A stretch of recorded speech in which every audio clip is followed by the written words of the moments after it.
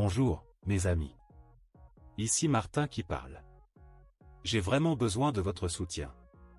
Veuillez vous abonner à la chaîne avant de regarder. Dans cet épisode, nous discuterons de 3 sujets très importants. Chaque sujet est important et intéressant, alors assurez-vous de regarder notre épisode jusqu'à la fin. Sujet numéro 1.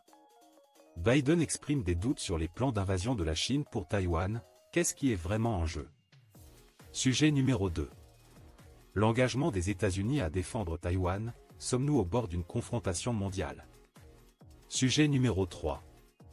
Le marasme économique de la Chine soulève des risques alarmants pour Taïwan, ce que vous devez savoir. Sujet numéro 1. Biden exprime son scepticisme quant à la possibilité que Pékin envahisse Taïwan, en attribuant cela aux défis économiques actuels de la Chine. Le président Joe Biden, qui a récemment assisté au sommet du G20 en Inde, puis s'est rendu au Vietnam, a révélé qu'il avait rencontré le Premier ministre chinois Li Qiang lors du sommet. Interrogé sur l'absence de rencontre avec le président chinois Xi Jinping au cours des 10 derniers mois, Biden a suggéré que le dirigeant chinois est préoccupé par les difficultés en cours. Le président 11 n'a pas assisté au sommet du G20 et sa prochaine rencontre éventuelle avec Biden pourrait avoir lieu au sommet de l'APEC prévu pour novembre à San Francisco. Biden a spéculé sur les difficultés économiques de la Chine, les reliant aux problèmes de croissance internationale et aux politiques chinoises. Cependant, il a soutenu que ces défis pourraient en réalité réduire la probabilité d'une invasion chinoise de Taïwan, ce qui impliquerait que la capacité actuelle de la Chine à mener une invasion réussie pourrait être diminuée. Abordant les tensions croissantes entre les États-Unis et la Chine en ce qui concerne leurs objectifs technologiques, Biden a fait référence à l'intention de la Chine de prohiber l'utilisation d'iPhone par les entreprises d'État. Cette mesure constituerait un revers pour Apple Inc. et s'ajoute aux restrictions précédentes qui ne concernaient que les agences gouvernementales. En réponse à cela, le Congrès américain avait déjà adopté des lois limitant l'utilisation d'équipements de Huawei Technologies Co. et ZTE Corp dans certains réseaux du Pentagone. Biden a précisé qu'il ne fournirait pas à la Chine des matériaux susceptibles de contribuer à son arsenal d'armes nucléaires ou à ses activités de défense. Il a également souligné des inquiétudes concernant l'utilisation par Huawei de technologies auxquelles les États-Unis espéraient empêcher Pékin d'avoir accès. Le département américain du commerce a lancé une enquête officielle sur la puce chinoise avancée utilisée dans le dernier smartphone de Huawei, afin de déterminer son processus de production et d'évaluer si des mesures doivent être prises en réponse. Biden a souligné que son intention n'était pas de contenir ou d'isoler la Chine, mais plutôt d'établir une relation bilatérale transparente et mutuellement compréhensive, impliquant la deuxième plus grande économie mondiale. Il a affirmé l'importance d'une relation équitable et bien définie tout en évitant toute ambiguïté ou méprise. Dans l'ensemble, les déclarations de Biden suggèrent une perspective prudente quant à la capacité et à l'inclination de la Chine à envahir Taïwan au milieu de ses défis économiques actuels. La discussion met également en évidence les tensions technologiques significatives entre les États-Unis et la Chine, tout en soulignant les efforts du gouvernement américain pour prévenir toute menace potentielle posée par les entreprises chinoises. Il reste à voir comment ces complexités dans la relation entre les États-Unis et la Chine se dérouleront, et le public est encouragé à partager ses points de vue sur ce sujet dans les commentaires ci-dessous. Sujet numéro 2. L'engagement des États-Unis à défendre Taïwan. Sommes-nous au bord d'un affrontement mondial? Lors d'une récente visite à Taipei, le représentant américain Rob Wittman a exprimé l'engagement inébranlable des États-Unis envers la sécurité de Taïwan.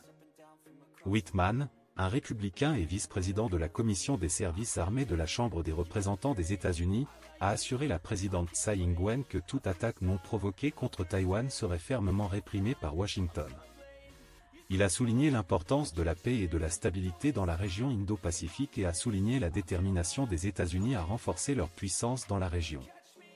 Wittman a salué les efforts de Taïwan pour renforcer ses capacités de défense et a reconnu que l'extension du service militaire obligatoire à 1 an constituait une étape importante dans cette direction. Il a souligné que la force agit comme un moyen de dissuasion et a souligné les valeurs partagées de la démocratie, de l'état de droit et du développement technologique et économique qui sont à la base de la relation profonde et à long terme entre les États-Unis et Taïwan. Reconnaissant l'accumulation de retard dans les livraisons d'armes à Taïwan, Wittman a affirmé que les États-Unis avaient l'obligation de résoudre ce problème rapidement. Il a mentionné les efforts bipartisans de la Chambre des représentants des États-Unis pour résoudre l'arriéré de 19 milliards de dollars et garantir la réalisation des ventes d'armes à Taïwan. Whitman était optimiste quant à la poursuite de la croissance et du renforcement de la relation entre les deux nations. En réponse, la présidente Tsai a exprimé sa gratitude envers Whitman et la délégation pour leur soutien et leurs actions concrètes visant à garantir la sécurité de Taïwan. Elle a souligné leur contribution à la législation favorable à Taïwan au Congrès américain, ce qui a contribué à renforcer les capacités de défense de Taïwan et à approfondir la coopération en matière de sécurité avec les États-Unis. Tsai a souligné l'importance de l'unité et de la coopération entre les partenaires démocratiques face à l'expansionnisme autoritaire. Elle a souligné l'engagement de Taïwan à travailler aux côtés des États-Unis et d'autres alliés démocratiques pour protéger la stabilité et la prospérité régionale. Tsai a également exprimé sa gratitude pour l'adoption par le Congrès américain du premier accord dans le cadre de l'initiative américano-taïwanaise sur le commerce au XXIe siècle. Elle prévoyait un approfondissement des liens économiques et commerciaux entre Taïwan et les États-Unis, en particulier en éliminant la double imposition et en favorisant une coopération industrielle plus étroite. Tsai a exprimé l'espoir que les législateurs américains soutiendraient cette initiative.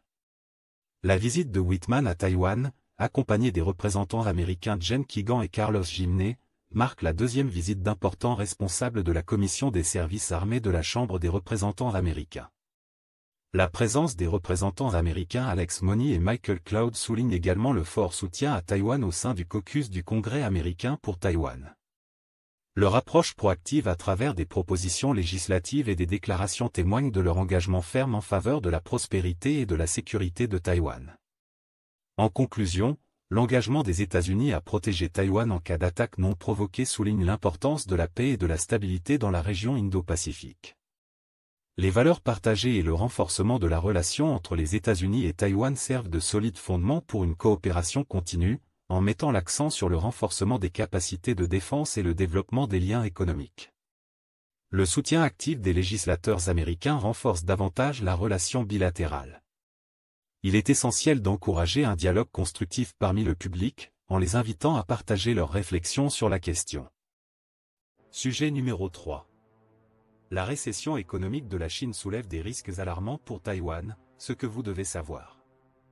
Le ralentissement économique de la Chine pourrait avoir des répercussions sur les relations entre la Chine et Taïwan, suscitant des spéculations croissantes quant à la possibilité d'une action militaire de la part de Pékin. Alors que le président américain Joe Biden pense que la crise économique chinoise est peu susceptible de déclencher une invasion de Taïwan, certains experts ont une opinion différente. Mike Gallagher, président du comité spécial de la Chambre des représentants des États-Unis sur la concurrence stratégique entre les États-Unis et le Parti communiste chinois, suggère que les défis économiques et démographiques de la Chine pourraient inciter le président chinois Xi Jinping à prendre des risques et à entreprendre des actions imprévisibles. Il affirme que le désir de domination régionale de la Chine pourrait finalement conduire à une tentative de prendre le contrôle de Taïwan. Gallagher souligne la nécessité d'éviter un conflit militaire entre les États-Unis et la Chine, car les conséquences seraient catastrophiques. Les risques liés aux tensions entre les États-Unis et la Chine sont particulièrement préoccupants dans la décennie actuelle, selon Gallagher. Il souligne que les prochaines élections présidentielles taïwanaises, en particulier si le Parti démocratique progressiste, DPP, remporte la victoire, pourraient déclencher une période plus critique et dangereuse. Pour atténuer ces risques, Gallagher propose de renforcer la dissuasion en veillant à ce que Taïwan puisse se défendre contre d'éventuelles attaques chinoises. Le représentant américain Raja Krishnamurti partage des préoccupations similaires, soulignant la possibilité d'attaques préventives contre les intérêts américains par le Parti communiste chinois. La situation pourrait s'aggraver et représenter une menace importante pour les soldats américains et les infrastructures vitales.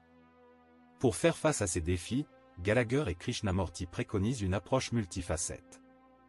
Ils proposent de renforcer la dissuasion militaire grâce à des investissements stratégiques dans la puissance militaire, tels que le développement de systèmes de tir de précision à longue portée et de technologies autonomes. De plus, ils estiment crucial que les États-Unis limitent sélectivement leur dépendance économique à l'égard de la Chine dans les domaines où ils font face à une agression, notamment le vol de propriété intellectuelle, les déversements de produits bon marché et les cyberattaques. Il est également considéré comme essentiel de renforcer les alliances avec les pays aux vues similaires afin de faire pression sur la Chine pour qu'elle modère son comportement agressif, tant sur le plan économique que militaire. Bien que le chemin vers l'atteinte d'un nouvel équilibre entre les États-Unis et la Chine reste incertain, la prévention d'un conflit dévastateur est fermement considérée comme l'objectif immédiat. Gallagher et Krishnamurti soulignent l'importance d'utiliser une stratégie de dissuasion en refusant toute action hostile. Ils suggèrent de faire des efforts pour éviter un scénario de guerre mondiale 3. Par ailleurs, l'ancienne présidente de la Chambre des représentants des États-Unis, Nancy Pelosi, confirme l'engagement des États-Unis envers la politique de « la Chine unique » et souligne l'intention de l'administration Biden de soutenir la défense propre de Taïwan. Elle insiste sur l'importance de maintenir le statu quo actuel entre Taïwan et la Chine continentale, appelant à éviter toute tentative violente de le modifier. Le sujet abordé soulève d'importantes questions concernant l'avenir des relations entre les États-Unis et la Chine et les risques potentiels posés par le ralentissement économique de la Chine. Il encourage un dialogue ouvert pour recueillir des opinions et des perspectives diverses. Qu'en pensez-vous? Croyez-vous que les défis économiques de la Chine pourraient augmenter la probabilité d'une action militaire contre Taïwan? N'hésitez pas à partager vos opinions dans les commentaires ci-dessous.